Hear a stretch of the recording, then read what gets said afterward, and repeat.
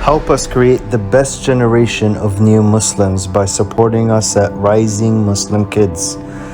Education through cartoons and animation. I was just sitting normally in a chair, and I just begin to have an out-of-body experience, and I see myself leaving my body and just flying 1,000,000 miles an hour.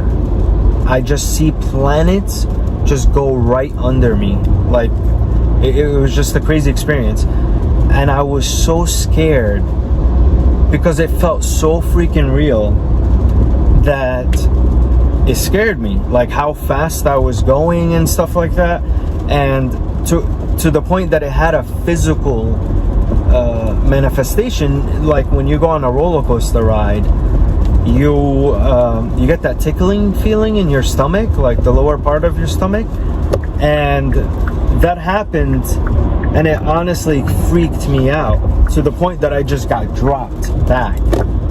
And when I got dropped back, I wasn't me anymore. I wasn't this selfish person. I was just filled with love. I can't explain it. My jaw dropped. That was a clear sign that I was on the right path. I'm about to get teary. It was scary. And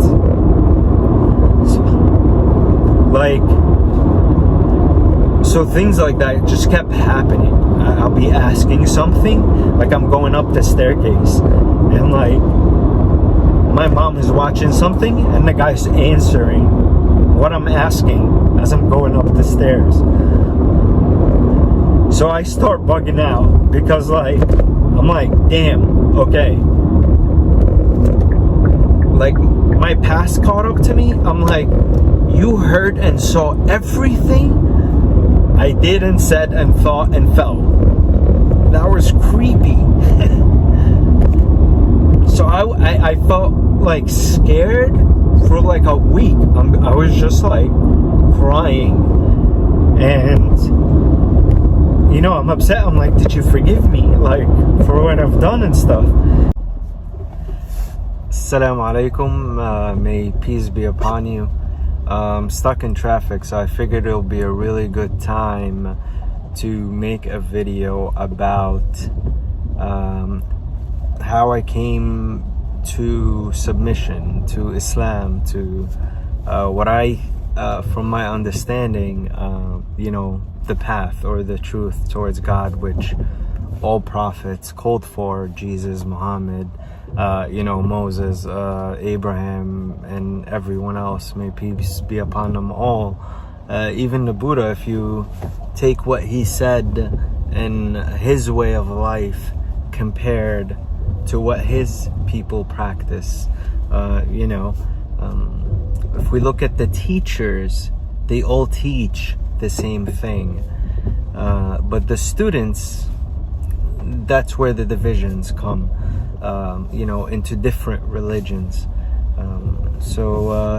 Myself, I was actually born, and I'm gonna say Muslim, because my parents are Egyptian. They follow what I call the Egyptian version of Islam.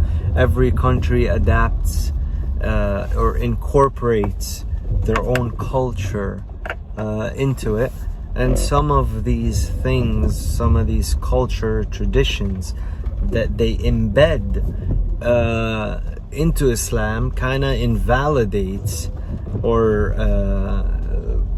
they're un-Islamic actions. They're actions that are not ordained, or they go by what against what God ordained. Either way, so I was born into the Egyptian version of Islam, and migrated to the United States at the age of 10. Started 6th grade. Tough age for a person who didn't even know how to say how are you, or all I probably knew was hello. And within 6 months I was able to speak fluently because of the struggle, because you don't want to feel like you're an outsider. So about a little bit about me as a child, I've always been, good to my parents, I would say. I used to read the tafsir of the Quran at age 10 by myself, and I was just close to God at a very young age. And at the age, when I came to the United States, it was all about just trying to fit in, really, and becoming someone else that the culture kind of forces you to become. But I didn't want to carry the label Muslim because I wasn't in any of the actions.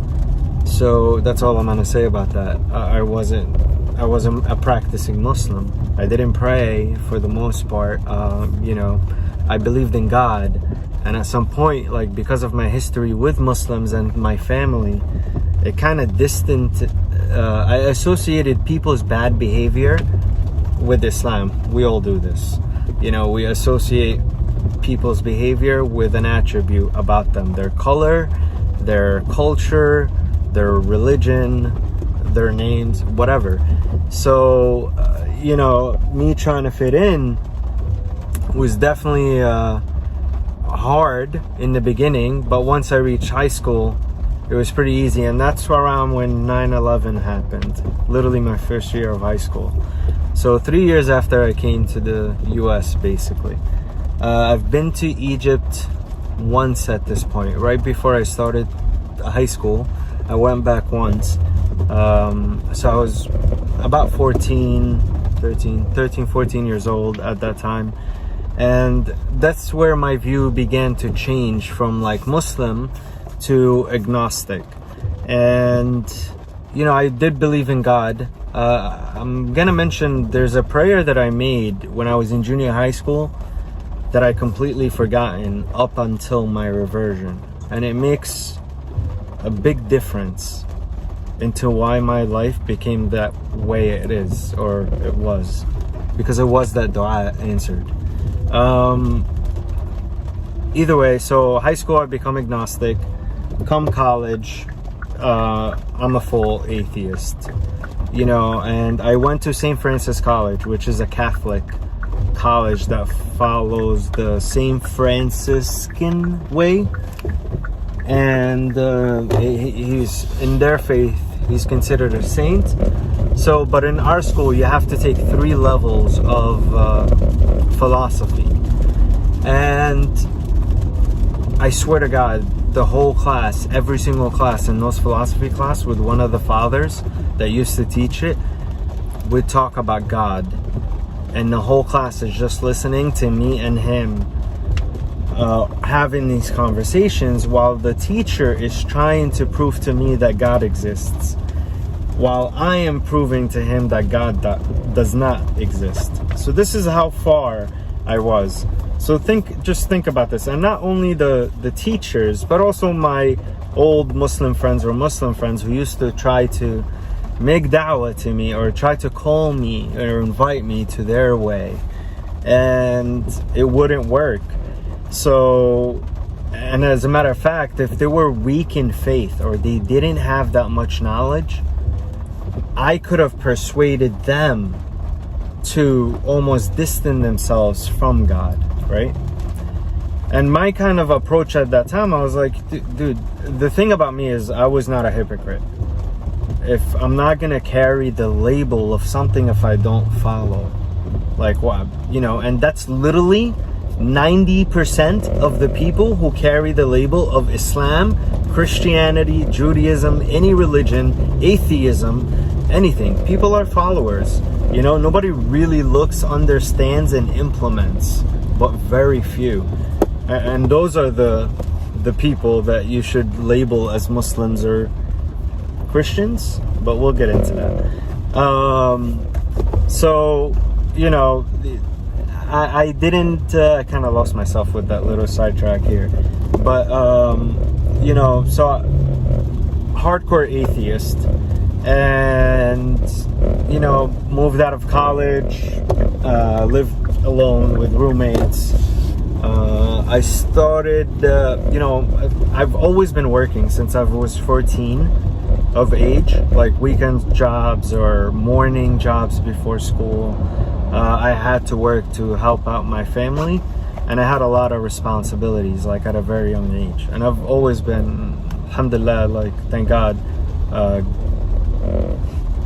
decent to my parents.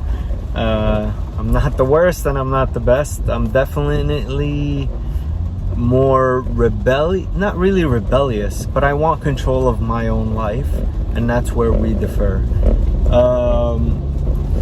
Anyone who has Middle Eastern or anywhere from the Eastern world parents will understand what I just said. So, you know, I had this I lost my job after I moved in with my roommates by a couple of months, and that was the first time I was off vacation, literally. So it was like 12 years. Mind you, I told you I went to Egypt before high school.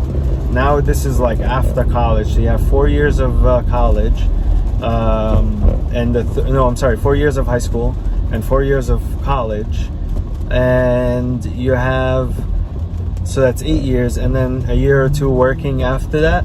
So it's been like almost 10, I think it was 10 years of no vacation at all, just straight work. So when I got laid off, I didn't know what to do. I was like, you know, I played straight games for a week. I was just playing video games on my computer, and I got bored of it. I'm like, what the hell is the point? And the thing about me too, before I lost my job, I was not a good, I wasn't a good person. I would say I was selfish, which is the majority of the population in the world right now. It's all about me, or it was, right? And, you know, if my own parents, if I had to step over my own parents to get ahead in life, I probably would have at that time. So, and I wasn't like this, but this is who I've become after coming to America, right? Because my philosophy changed. I had to adapt, fit in, take in what they taught me, become American. It's all about the money, how much money you can make, you know, what kind of properties, things you own. But anyway, so first time I get vacation, games for a week. I go back to, I'm like, what the hell is the point? You know, is it work, money, and spend the money, get drunk, women, all of that? That's it. So I just keep working, spending that money until I die. Like, that's it. That's the point of life. And if it's not that, you're married and you're living for the kids and for the kids, you know, so it's different. So for me, I was like, all these thoughts going into my head. I was like, what the hell? Like, I'm questioning everything. School. What's the point of school? 24 years of my life. For what? What if I don't want to learn this garbage that they keep repeating? It's the same history class from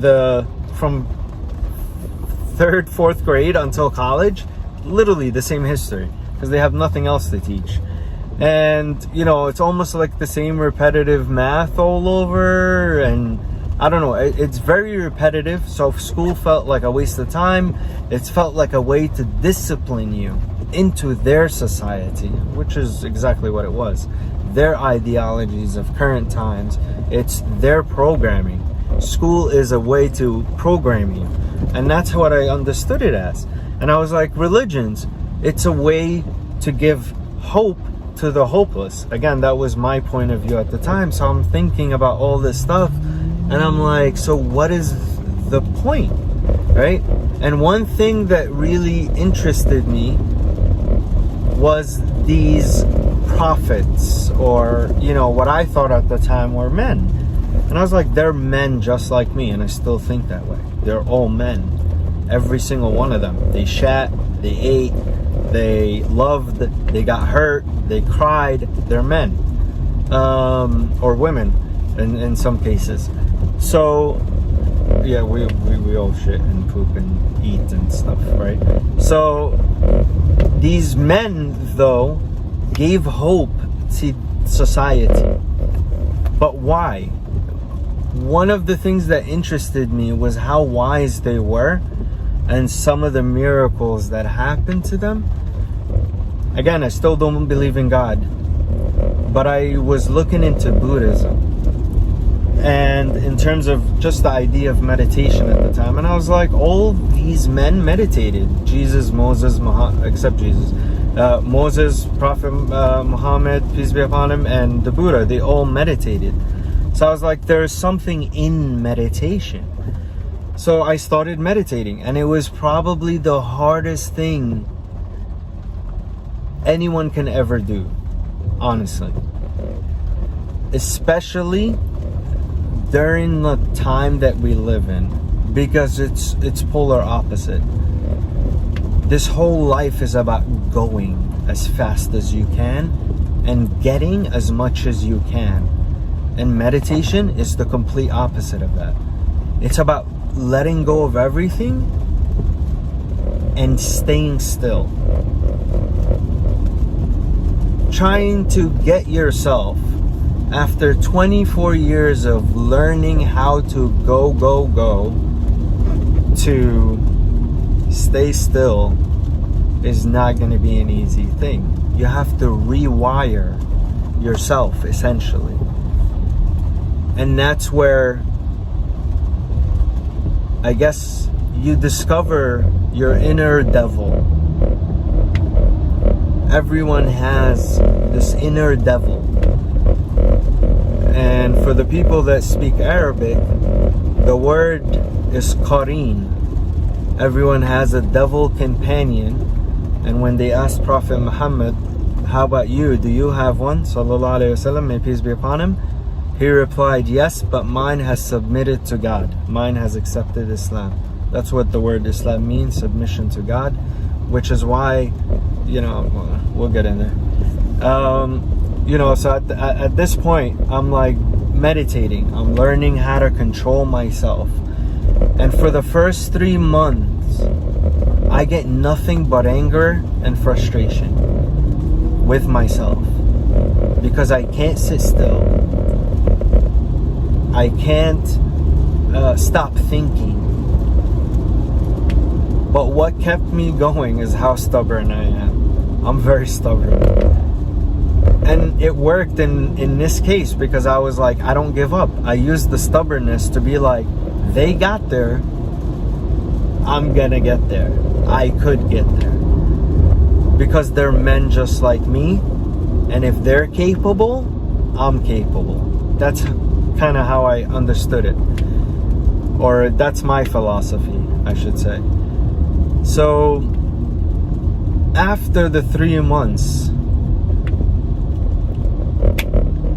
something just changed within me, without my control. I remember this because I was sitting, again, I still live with my roommates during this whole time, and this is during like now a 6 months period. So after 3 months, I got employed again. I found another job, but I continued the meditation. And at that time, I was reading something called The Secret. It's a documentary, and a lot of people have heard about it.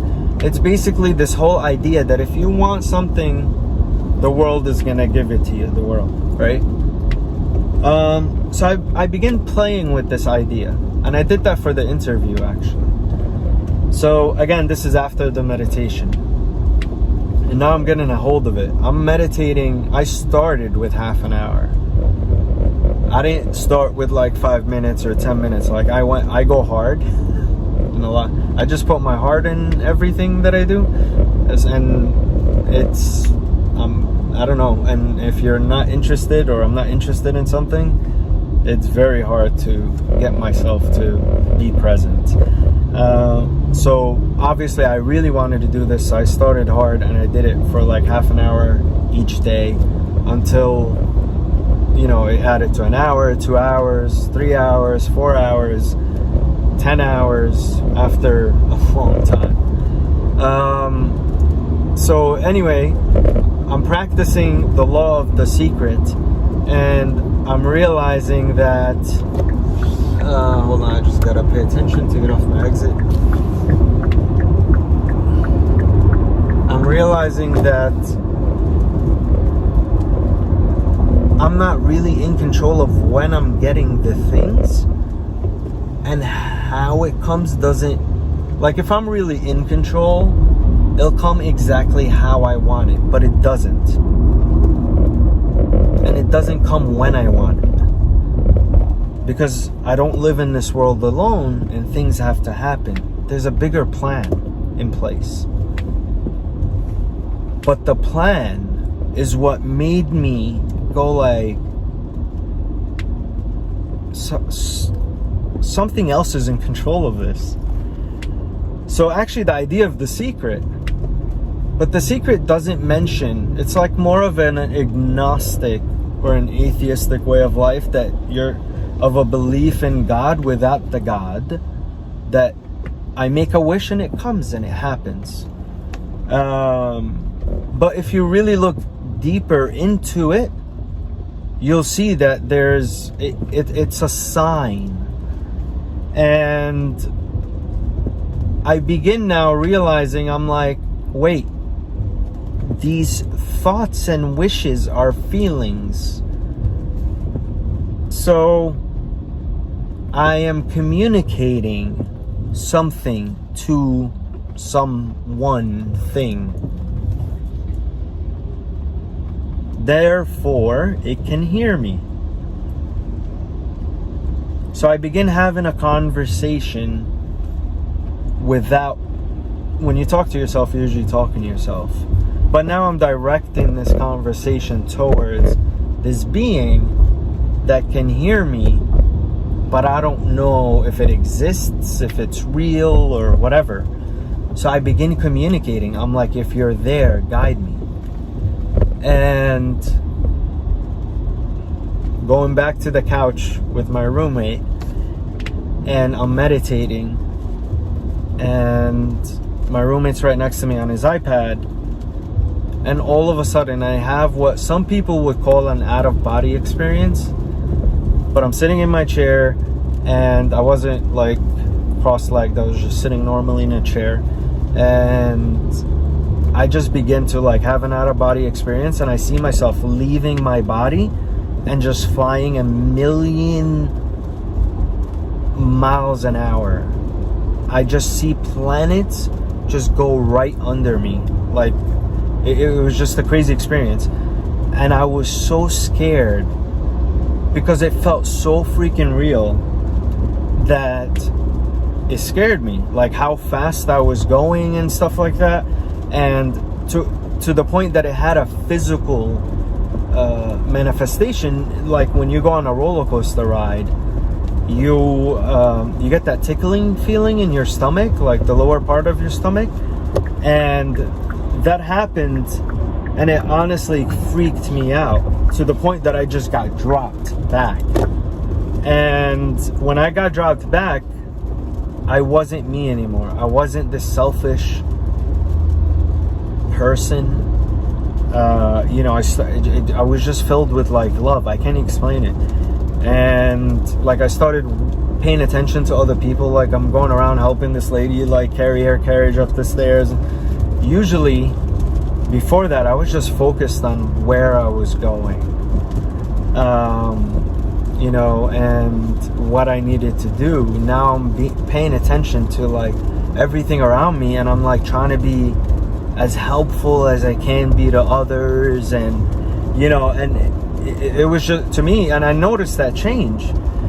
And that's not the only physical, that was a more physical change towards others, an internal happiness, contentment with nothing. It's not like I won $1 million or bought or won 50,000 acres of land. None of that mattered. Even 50,000 naked women in front of me, I wouldn't, like, nothing mattered. I didn't care about it. It didn't arouse me. And to me, that was like a big change. So these are some of the changes. Another change was the love of the love of wisdom, everything made sense. Like everything in life has a purpose, from no matter how small it is to the order. So I loved the idea and the planning that's in the design of everything that's around us. It amazed me. And I was like talking to this thing that can hear me, because I'm building a conversation. There's a lot that I'm not saying that is basically happening between me and God. At that time, I'm beginning to form this relationship with this being, and I take I'm sorry, I start building I completely lost myself, because I'm lost physically to where I'm going. But yeah, so either way, I find out that the God is wise. And I appreciate and I love that He's wise. And I begin to delve so these changes that happened within me, I would call them laws. The laws that are placed within every single human being. And these laws can be altered by your upbringing, whether it's society or religion. You follow the religion of your parents most likely. And that's why I say everyone, you should question everything. And even to this point, after I accepted Islam, I question everything I hear. I don't just hear and obey them. I hear and obey God, and not what people say. Because I don't know if that person if his knowledge, if he did his due diligences to get the proper source of knowledge or accurate information. So I always question, confirm, and make sure everything is accurate. So that natural state in Arabic is called fitra. Everyone is born in submission, in a state of submission to God and nature, and we have our ability to love and care and be helpful to each other. We don't see colors, so like that natural state came back. And I think it had to do a lot with meditation. It had to do a lot with the rewiring. But I also think it had a lot to do with God wanting it to happen. 100%. Like, me losing my job was the reason that this path had started. And the story, you haven't seen crazy yet. I haven't really told you. There's a lot of things that happened that I start to believe, like, okay, God's way is that natural law of all these teachers that I was talking about earlier, and it's the followers that corrupt that way 100%. To the point, for example, Christianity, it was never called that. You could look this up. It was called the way, right? And then later on, it became the way of Christ to Christianity. So like Judaism, Moses never considered the religion as Judaism. The religion had always been the first commandment. Worship one God and submit your will to him. And that's the word in Arabic, which is, Islam. Islam means that path, that willingness to submit to God's way of life, right? And that's what religion is. Religion is a way of life.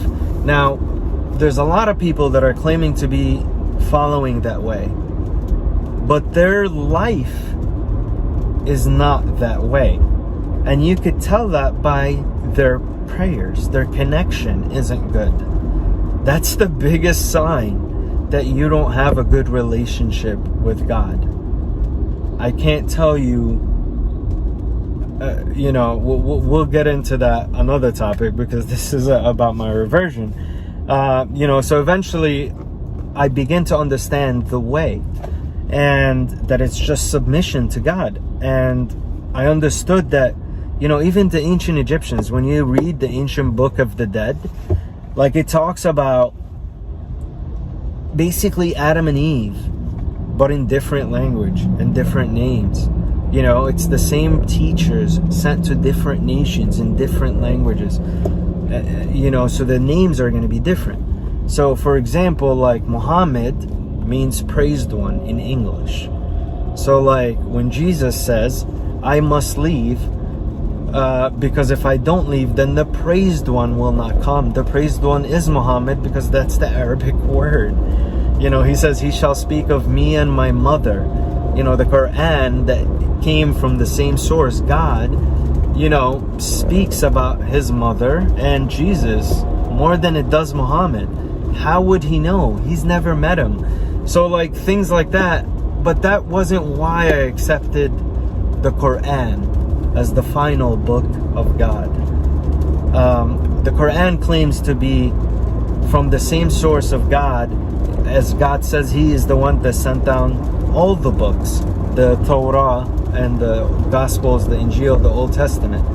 So, you know, what really brought it out to me was the laws of nature, of that fitrah, of that natural state of being that were in it.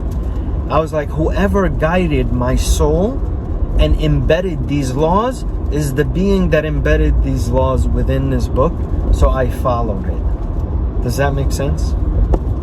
Okay. Still not why I accepted Islam. So, but I began to practice that way of life that was ordained in that book. And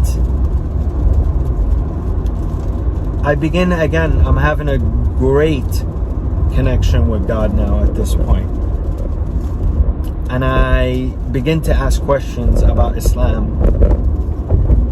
And I start praying normally the way Muslims do. So I change from meditation to salah, or the connection. I used to pray the Aisha prayer, the 4 rak'ahs. It used to take me an hour and a half by myself with all the sunnahs. To the point that my mom would be like, what are you doing in there? Are you alive? You know, and I'd be like, oh, I was still praying. She's like, what are you praying? It doesn't take that long. She prays it in 2 minutes, less maybe. You know? So like, that, it was different. Like for me, it's not like I knew the whole Quran. I didn't even know how to recite the first chapter, which is the Fatiha. I was reciting that incorrectly for the first 3 months. I was missing a whole verse. And I would recite that, and one of the small chapters in the end, Qul huwallahu ahad. And in my prostration, I would spend like half an hour just talking to God, making dua, right? And it's interesting because all the du'as that I was making, I found out later on that they were all ahadith. Like Prophet Muhammad said to make this du'a. And I was like, oh wow, that's crazy. I was making all these du'as all along. You know, and subhanAllah, like that guidance really wasn't, I can't explain it. And that's why I knew that the Quran and this Prophet were right. Because like, it's aligning. And I asked God at one point, again, this is all me praying at home.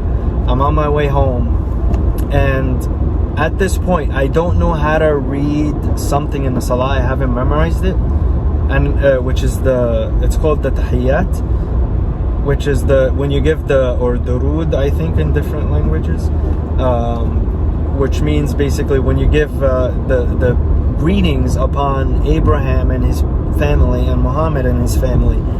And I didn't know what it meant, so I told God, I was like, I don't want to say it in my prayer. I'm not going to be present.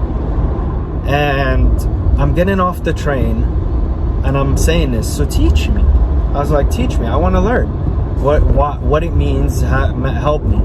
So for some reason, I decide to take a different route on my way home, and I pass by a mosque, and there's a thought that comes to my head, and it's like, I'm going to go home and do nothing. So why don't I just go to the mosque and pray? It was the time for Aisha prayer.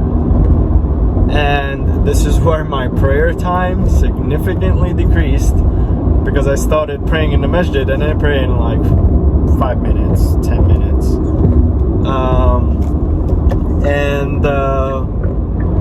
Anyway, so I pray, and 14 years I haven't set foot in a masjid.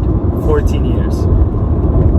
And they set up a table, and they put like a microphone. I'm like, oh cool, someone's gonna talk. Again, I'm gonna go home and do nothing. Let me just stay and listen. The guy ends up talking about something called the night journey, Al-Isra wal-Mi'raj.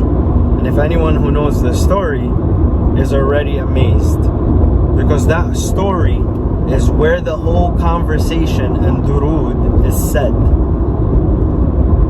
My jaw dropped. That was a clear sign that I was on the right path. Like I'm about to get teary. Like it was scary, and like so things like that just kept happening. I'll be asking something, like I'm going up the staircase, and like my mom is watching something, and the guy's answering what I'm asking as I'm going up the stairs. So I start bugging out, because like I'm like, damn, okay. Like my past caught up to me. I'm like, you heard and saw everything I did and said and thought and felt. That was creepy. So I felt like scared for like a week. I was just like crying, and you know, I'm upset. I'm like, did you forgive me, like, for what I've done and stuff? And either way, like, a week later, I'm in the mosque praying Isha, and I'm sitting down, and I see a sticker on my hand, and it was like upside down, and it had a star and the word great on it. No, I'm sorry, it said good. And I was like, okay. And I just start crying. I knew that was the answer, or it felt like it was the answer, because literally the Iqamah was made like as soon as I found the sticker. But the fact that it was uncovered meant like it's something that I don't know. It could have been any sticker, but it had to be a star, something from above. And it just said good, like, you know, just keep doing. If you keep doing what you're doing, you're gonna be good, is how I understood it, or my heart understood it, at least. So either way, like things, so I begin to build this relationship now, and I'm like understanding more of Islam, and you know, crazy things just kept happening in my life where I'm like making dua. There was this one this one story. I was dropping off my sister. She used to dorm upstate for her college, and I just had to pray in her. So I prayed in her dorm room, and at that time I was like, I just wanted to know if God will and can protect me. Okay. So I was like, just give me a sign. And I'm praying, and it wasn't just me and my sister in the room. It was me, my mom, my dad, and my sister. We're all dropping her off. My sister, there's 2 beds on each side, and I'm praying in the corner. And there's like a mirror right above me, like one of those hanging mirrors. And my mom was sitting, and my sister was sitting, and they're all like talking to each other, but they could kind of see me at the corner of their eye. And as I'm praying, the mirror falls. I'm still in sujood. And it falls, and it's supposed to fall on me because it's right next to me. Like, I'm right here, it's right there. It's supposed to just fall. No, it just falls to the floor, and then just falls in front of me and away from me. It looked like it was pushed, to the point that my parents commented. And they were like, because it fell on the floor like this first, it caught everybody's attention. And then everybody saw the direction where it was going. And it didn't touch me while I was praying in sujood, and I didn't get out of sujood. Like it just felt like I was in awe. I was like, subhanallah, because I was making that dua in that sujood. Okay, so that was another clear sign that I was like, don't be afraid, I got your back. You know, and this is what I tell people is worth it. Why you should divorce this world, that relationship. You can't buy. And that's my reversion story. Peace.